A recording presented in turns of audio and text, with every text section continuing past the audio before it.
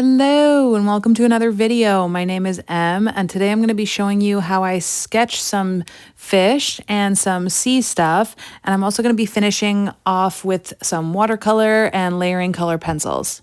So these are some of the items that I'm going to be using. I've got my Arches paper, I have my new ceramic paint palette, and my sort of moppy brushes, and then these other longer brushes, and of course a big flat brush too. And my pink pencil. So I'm filling my paint palette with the tubes of watercolor, and I'm doing it as the first step because I want to let them dry. I don't really want to go in with them all like goopy. I just like it when they're a little bit dry. I think that's the best way to go.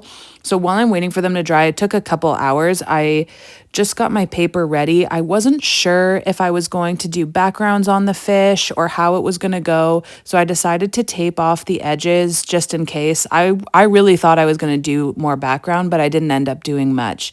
Then I cut this cheaper paper, not Arches paper, because I wanted to do a sort of swatch sheet of all the colors that I could put the palette on top of so that I would know what all the colors would come out as. And I ended up really liking this idea. As long as you put some clear tape on top of all of the swatches once you're done, so that of course once you spray it with water, you spray the palette with water or anything like that, it's not going to splash over and get onto all of the colors, of course. So that ended up working out pretty well, and I'm still using it like that, and I really like it.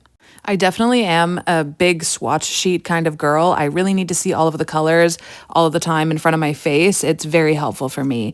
And to stick it on, I just used some tape at first because I wasn't sure if I was going to keep it like that. So now that I have my palette all set up, I'm ready to start my painting, but since I'm still a little new to the watercolors, I wish I had a better grasp on all of the basics. Luckily, I have the help of today's sponsor, Skillshare. A great class I found that will help me out is called Predict the Flow of Watercolors by an instructor named Nia.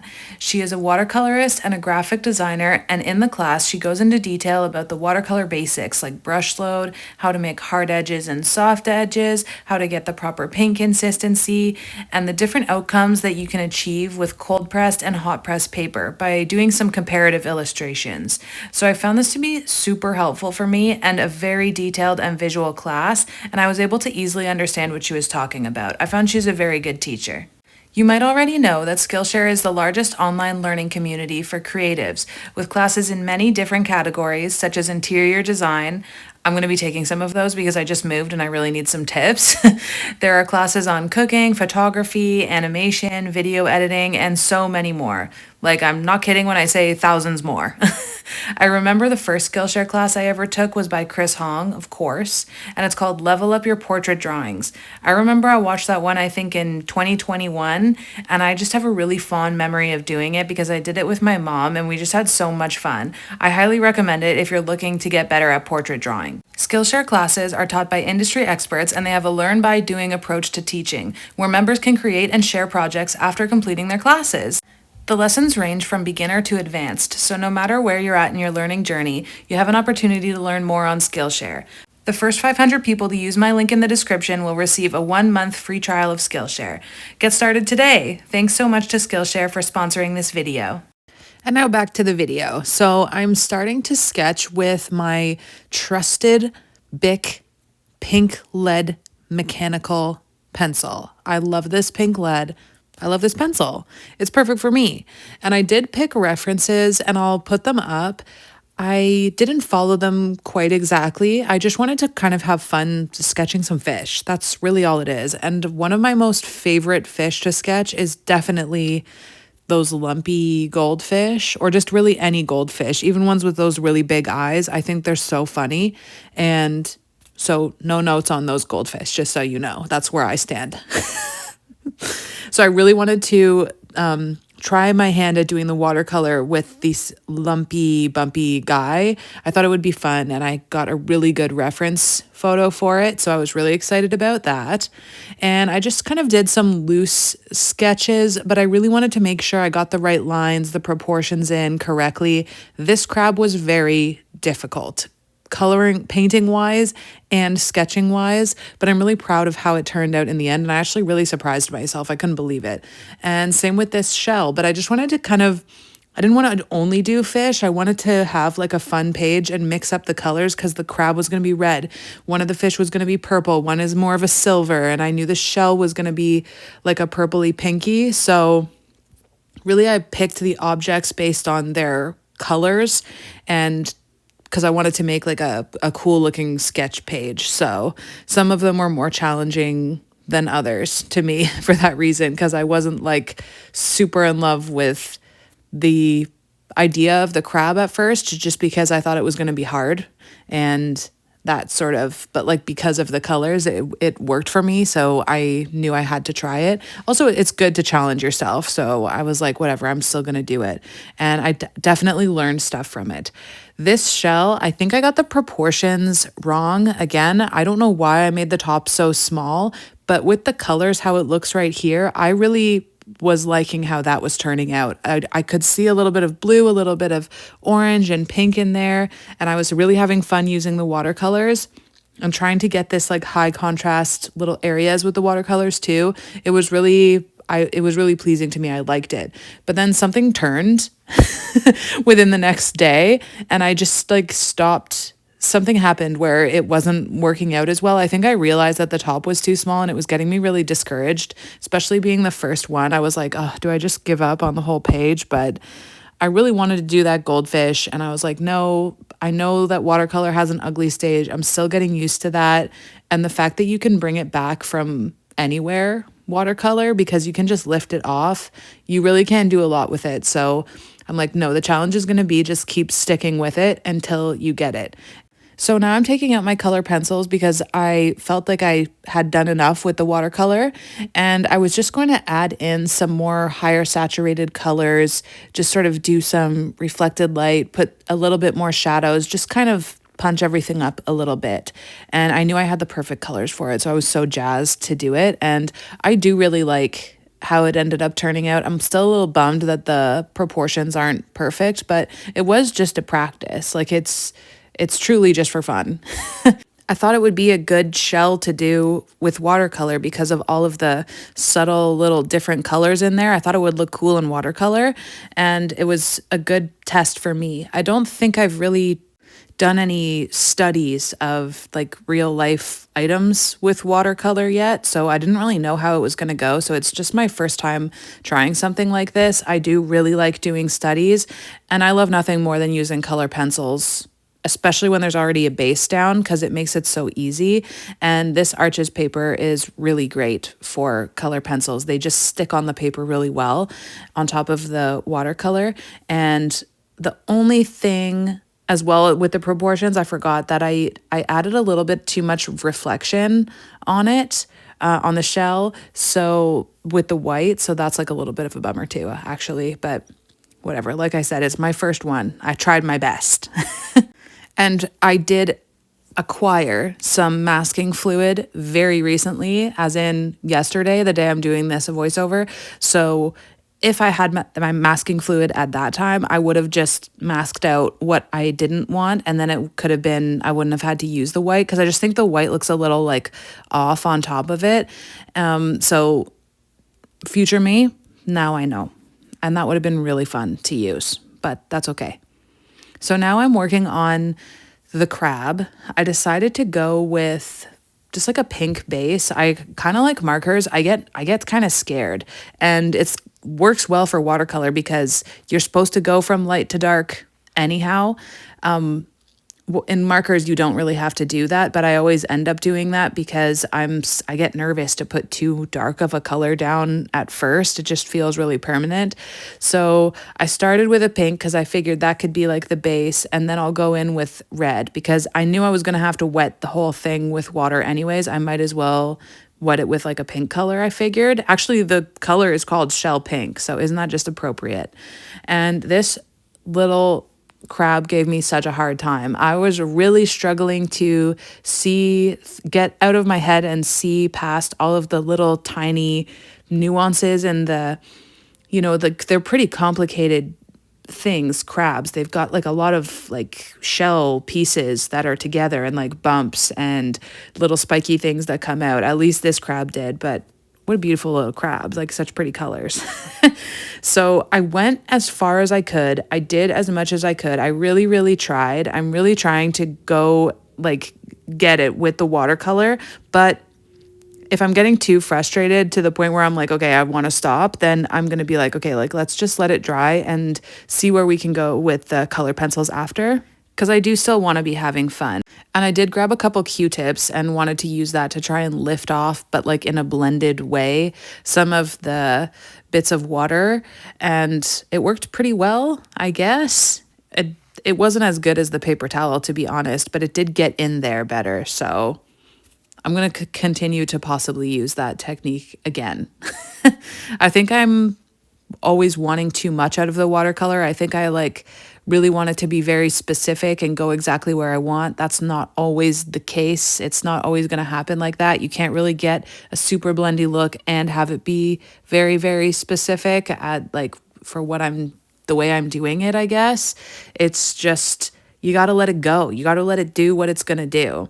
So I left that where it was, and I'm just going to, I think it actually looks quite good there. Like it's as a base layer, not too bad, but it did warm me up quite well to do this little fish, which I was jazzed to do. I love doing fish like this. I love how they always look kind of rainbowy in the light.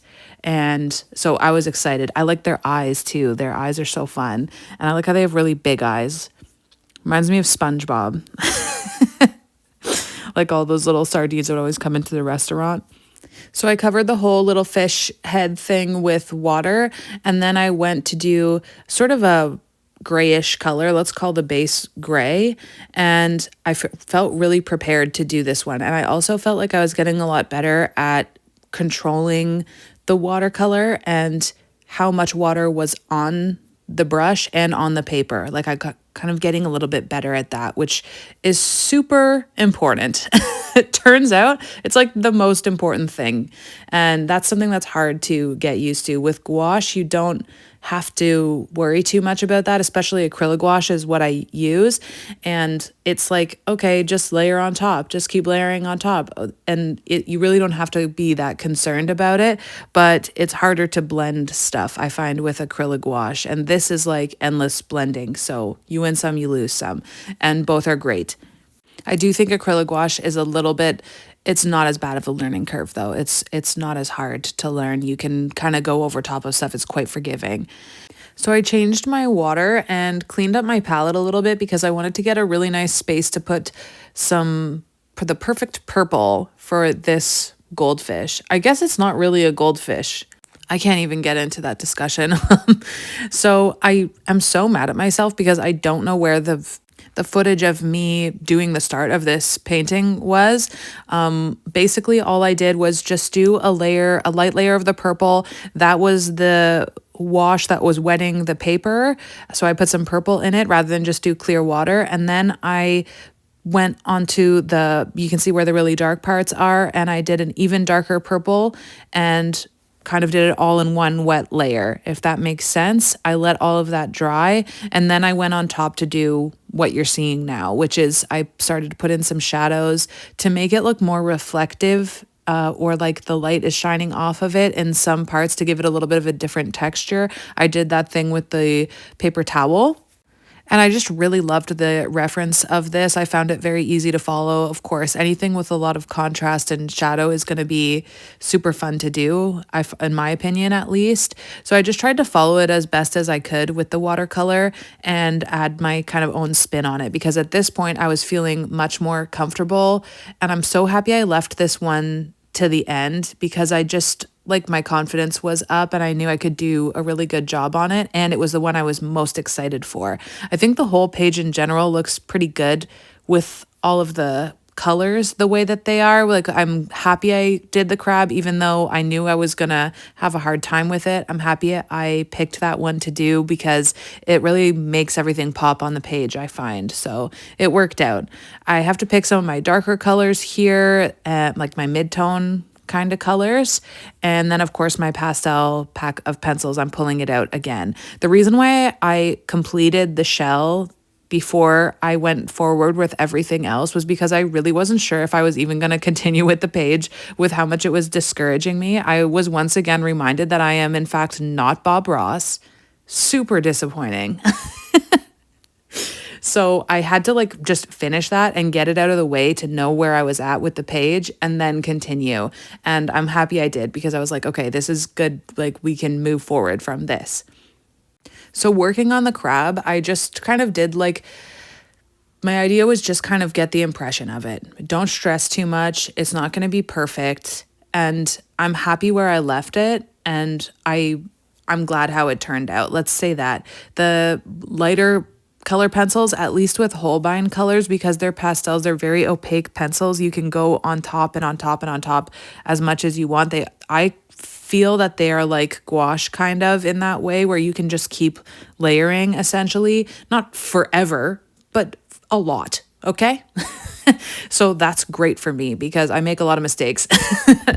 So then I just put in where the darkest shadows were. I tried to get it as good as I could possibly do, and I'm pretty proud of it. It's my first crab. So like things like that are hard because there are so many like little bumps and little crevices and all these kinds of things that you want to get in lots of details, but they're also easy in the way that you can hide a lot of mistakes in them if you don't get everything because it's like, okay, it's bumpy, we get it. Just do the impression of, you can bring those things. You don't have to detail every single piece is what I'm saying. And you can still get the look, I really like the front claws, the big pinchers. I like those. I like how those turned out. So I think that's my favorite part. And also kind of the reflection of the white part of the shell, just like how the colors are on the bottom of the crab. I think that turned out pretty good. So it was definitely out of my comfort zone, definitely a learning experience. There was a different crab I had in mind, okay? I'm going to be honest. There was a different crab I had in mind. I'll put it up on the screen, but I didn't feel that the colors were going to suit the page, so I couldn't do it. That's why I was salty about it. It was salty. Anyways, so then I started on this little sardine. I'm calling it a sardine. I don't know if that's exactly what it is, but that's what I think it is. I was just jazzed because I knew I was going to be getting in my neon orange and like some pinks and stuff. It was just going to be a good time. I was fully ready to do this one. I was really excited about it. The only thing I'll think about next time and that I wish I could do again is a little bit the scales didn't really read the way I wanted them to. Like I like the head part and I like the pink kind of reflection in the body section, but the scales, they're lacking to me. They're not really doing exactly what I had in my head. But again, this is like the first time studying with watercolor. So I think I'm really proud of like how it turned out. It's actually up on my wall, which is very rare for me to do, to put it up. So I keep looking at it and I still like it. And it's been like a week since I did this. So that's saying something for me. I am tempted to make this little sardine one into a sticker because I really like how it turned out. I think it would make a really cool, colorful sticker. I know I always say that I'm making stuff into stickers, and I am. It just takes me a really long time to do it. I work on them. I just find it very hard to use Procreate. That's like what it all comes down to. I have a hard time with technology and stuff like that, and I want to make sure everything is perfect before I send it off to get printed. So that's why things take a little while. Don't think I'm not like remembering to do it, because I am, and they're in there. I work on them. I don't know why I felt the need to say that, but like I worry about that. So let me know anyways if you think I should make this little guy into a sticker, because I will if you think I should. And I just finished off with a little bit of white, some highlights, and then moved on to this goldfish again. I didn't really have to do too much. I felt that with the watercolor, it worked out pretty good. I just wanted to do some cool reflected light stuff. I thought that would look neat with the really high contrast, and just kind of pull out some of the dark shadows. And I used one of my most favorite colors called Raisin in Holbein pencils. If you know me, you know I use that color all the time. I absolutely love it. And it was just perfect for this situation. So I was just kind of like deepening the shadows and adding a little bit of extra scales here and there. And this is the color, this is where I did the reflected light shadow. I did a little bit of blue. I guess the only thing I would say is like I actually really, really like this. I would have just maybe added a little bit more pink in the watercolor step, like where it's the lighter parts. Maybe that could have leaned a little bit more pinkish, and then the darker parts could have leaned a little more bluish. But really, that's just a preference. Like, I actually think it turned out pretty good, and I'm pretty proud of it. But I like to go over stuff when I'm finished it and think about what I would change, or like if I needed to do anything different, what would I have done? How could I improve it? Just so that I know for the future to try those things. That's all. I like to think about stuff like that. I think it's really helpful for me. So I added a little bit extra to the tail after I was done everything just to finish up, because I felt that I wanted it to. There's sort of like another part of the tail in the reference that is more in the background. And I wanted to show that by just doing a little bit with the color pencil and added a little more reflection. So I think that was pretty helpful to do. It was actually a really easy reference to follow, I believe, because basically it's like black and white, but just black and purple. There is really nothing more. It's really easy for your eyes to read something like that. So, or at least for me, because there's not a bunch of colors to look at, it was really basic. So I found that very helpful and very fun to follow. I should probably just do more value studies, because I think that's a very useful thing to help you learn and practice, you know? So then I finished up by doing just a little bit more reflected light with this bright blue kind of color. And that's all really. I was tossing it around in my head if I was going to do some backgrounds. I didn't know if I was going to do them. They were maybe going to be darker, and I ended up opting to not do them. I didn't want to like mess up the color scheme that I had already going on. I thought it would just look messy if I added more stuff to it. I'm pretty like apprehensive when it comes to doing backgrounds for stuff like this. I usually end up choosing not to, even though my intent is to try it. I never really end up trying it. But here is the finished result. Here's my sea stuff and my little fish. I really hope that you enjoyed it. I enjoyed it thoroughly. I actually really like drawing sea stuff. Can't stress that enough. Anyways, I hope you could get something out of it, and I'll see you next week. Okay, bye.